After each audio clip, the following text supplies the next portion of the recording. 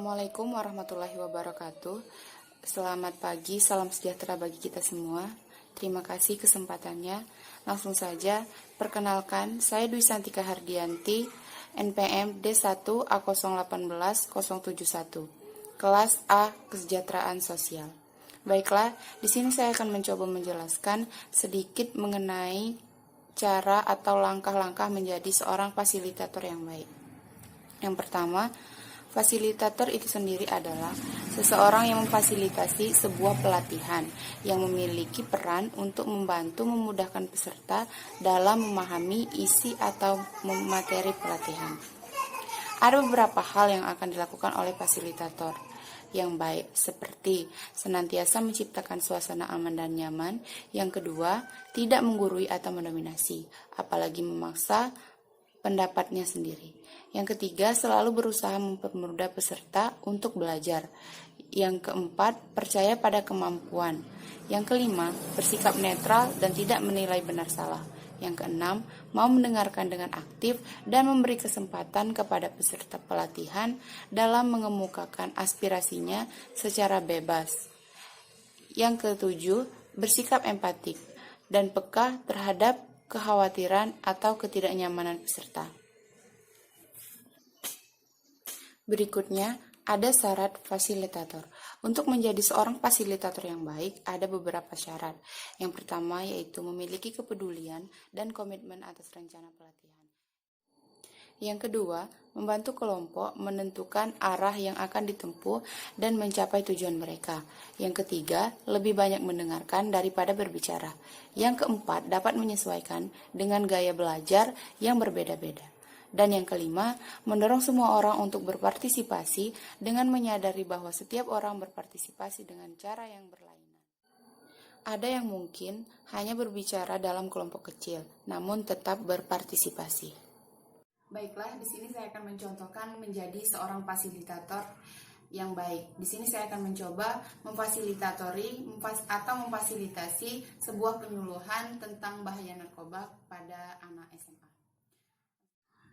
Assalamualaikum warahmatullahi wabarakatuh. Selamat pagi, salam sejahtera bagi kita semua.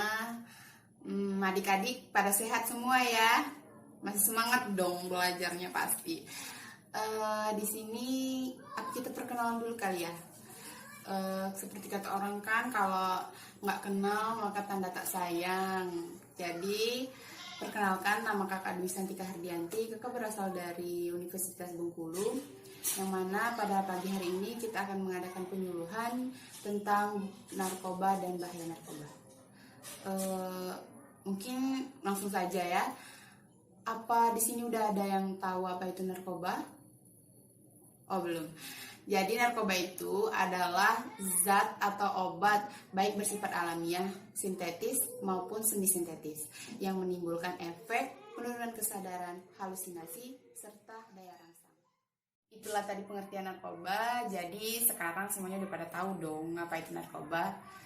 Narkoba ini terbagi lagi menjadi beberapa golongan, yaitu ada 3 golongan. Di sini golongan pertama dia itu sangat berpotensi tinggi dalam menimbulkan kecanduan.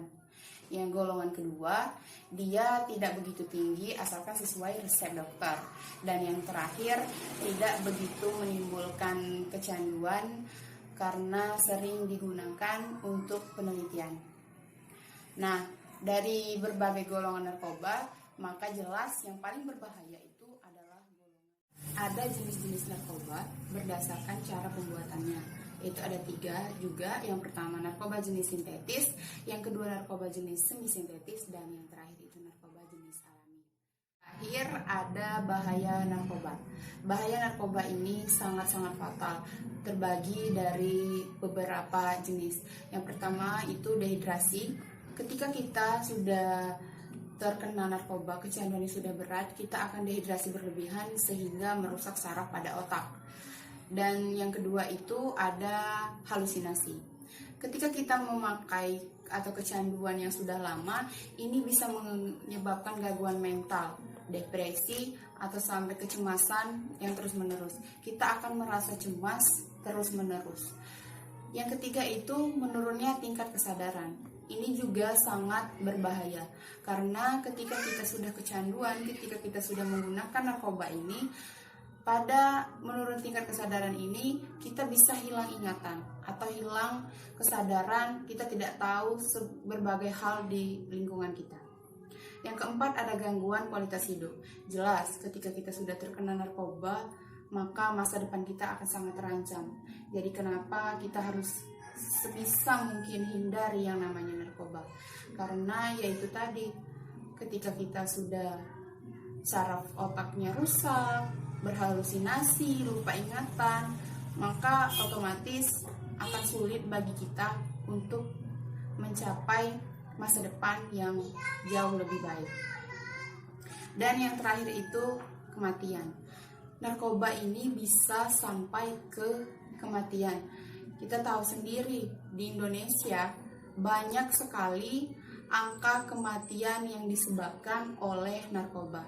Jadi adik-adik, maka dari itu kita harus mempelajari apa sih narkoba, apa sih bahayanya. Maka dari itu kita harus menjauhi yang namanya narkoba demi keselamatan dan masa depan kita sendiri. Mungkin itu beberapa penyampaian kakak tentang narkoba, beberapa poin-poin tentang narkoba. Langsung saja bagi yang ingin bertanya, kita persilahkan. Atau yang ingin menanggapi, bertanya, silakan kepada adik yang di pojok. Perkenalkan, nama saya Maria Dalina dari kelas 11 IPS 1. Saya ingin bertanya bagaimana cara menghindari narkoba. Kakak akan coba menjawab cara menghindari agar tidak terkena narkoba atau tidak, maksudnya jangan sampai dekat atau terjerumus ya Maria. Jadi gini, kita bisa menyibukkan diri atau dengan aktivitas-aktivitas yang lebih positif adik-adik. Seperti belajar kelompok, apalagi yang udah kelas 3 tuh, yang udah mau ujian. Lebih baik kita ngisi dengan aktivitas-aktivitas yang lebih bermanfaat, yaitu tadi belajar kelompok atau olahraga, lebih dekat dengan keluarga, seperti itu. Jadi agar kita tidak terpikir atau sampai terkena narkoba.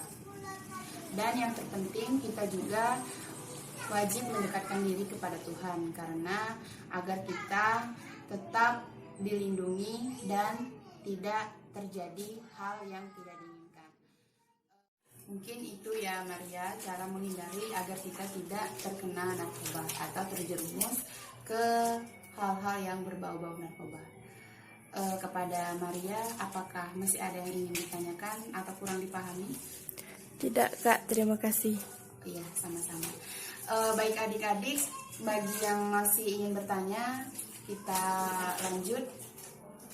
Masih ada yang ingin bertanya? Tidak. Oh, tidak ada. Jadi mungkin itu saja, lebih dan kurang. Kakak berterima kasih atas partisipasi kalian, sudah mau mendengarkan. Kepada Maria juga yang sudah mau bertanya, adik-adik yang sudah menyimak.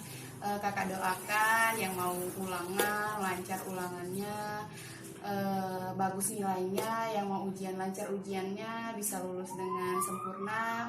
Mungkin itu saja dulu penyuluhan kita pada pagi hari ini. Lebih dan kurang kakak mohon maaf, pada Tuhan kakak mohon ampun. Kakak akhiri, wassalamualaikum warahmatullahi wabarakatuh. Baiklah, itulah tadi saya mencoba mencontohkan menjadi seorang fasilitator atau memfasilitasi sebuah penyuluhan. Lebih dan kurang saya mohon maaf, pada Tuhan saya mohon ampun. Terima kasih. Wassalamualaikum warahmatullahi wabarakatuh.